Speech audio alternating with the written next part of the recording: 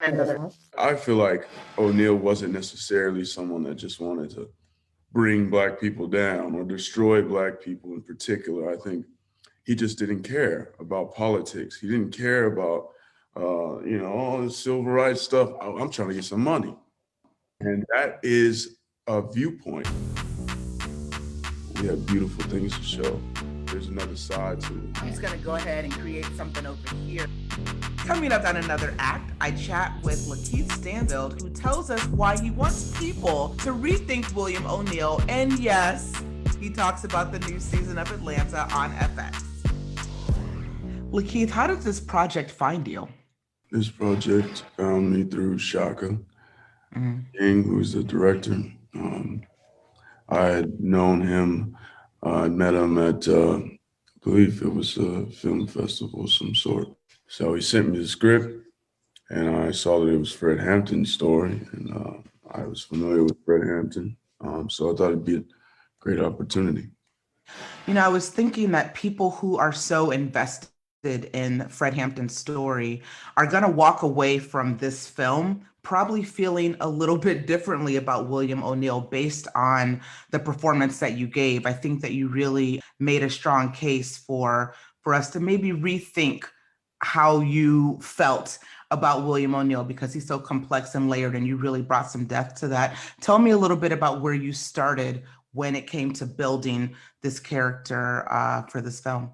I mean, that was kind of always my goal from the beginning. And I talked to Shaka about that because I didn't want to perpetuate the villain archetype in a sense. In stories that's useful. I don't think for this story it's as useful.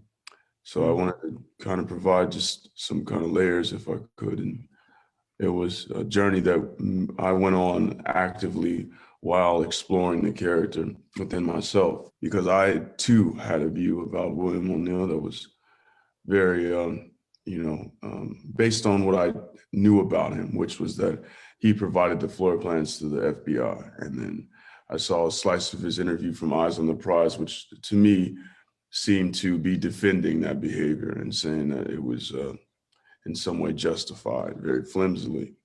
I had an opportunity to watch the extended version of that interview and then get an indication that there might be a little bit more going on in him psychologically and emotionally. Like on set filming this, because this is a heavy piece of material, and you also are filming it at a time where headlines that were happening back, during the time of this period piece are still happening. It was conflicting because I knew I had a job to do, but this had so many real implications that you want to get it right. I know for me in particular with O'Neal, there were some things that I couldn't know if they were right. I just had to go with my gut instinct and appeal to what I felt in the moment.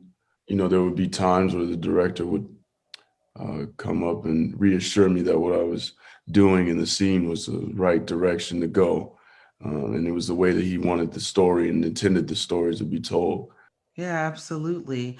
I know that Daniel and Dominique spent some time in Chicago and in some cases talked with the Hampton family and visited childhood homes as part of their research. Were you able to do any of that? Were you able to maybe contact his family, or was that something that you didn't necessarily need to do to build this character out? Didn't have access to his family. I imagine even if, we extended, which production might have extended their hand to ask, they would have declined. I mean, his life was not one that was a part of the civil rights movement that was looked favorably upon. I did get the full-length version of the Eyes on the Prize interview and transcripts from court proceedings and things of that nature, books that described his life after Fred Hampton and how he continued to work with the FBI and get into other things that got people implicated and put in jail, and himself in sticky situations and people hurt and shot and killed. There were so many powerful scenes in this film. I mean, I can point to so many moments where there was just a zoom in on your character's face that told so much without saying a lot. What was one of the toughest scenes for you to get through as an actor? And tell me a little bit about how you worked through that. Yeah, poisoning Fred. And you just got to do it.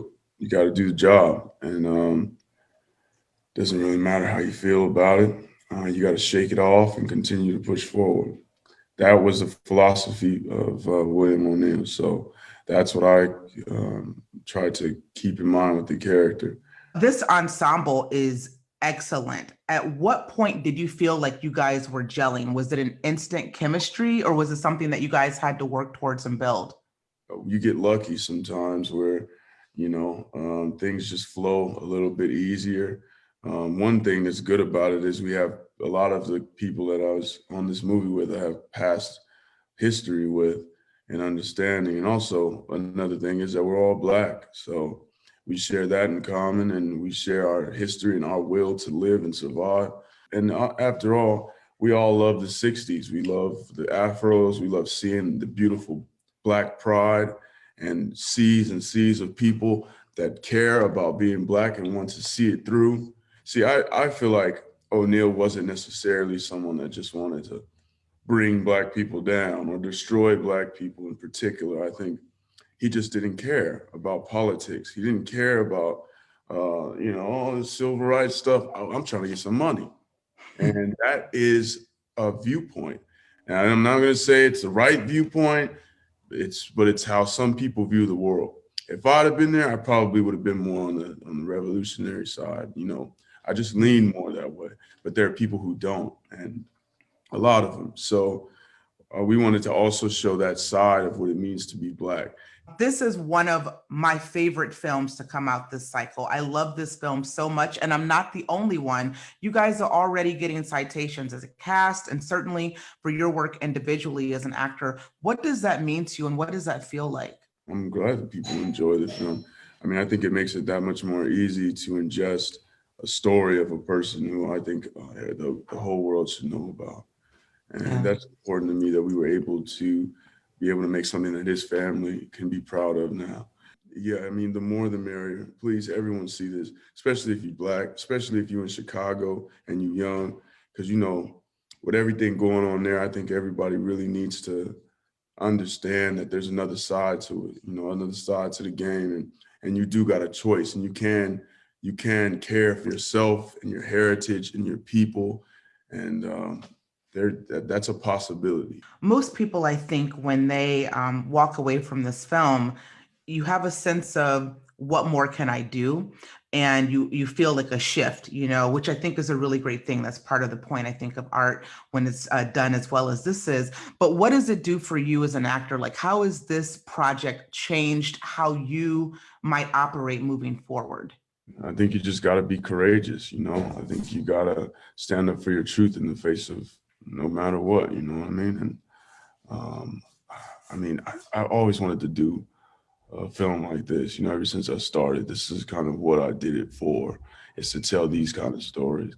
And so just resubstantiates in my mind the idea that, continue to press forward and trust your gut feelings and do those movies that's, even when it seems weird or it seems like a character that you don't necessarily identify with, if you think the overarching story is something that could be valuable, continue in that path.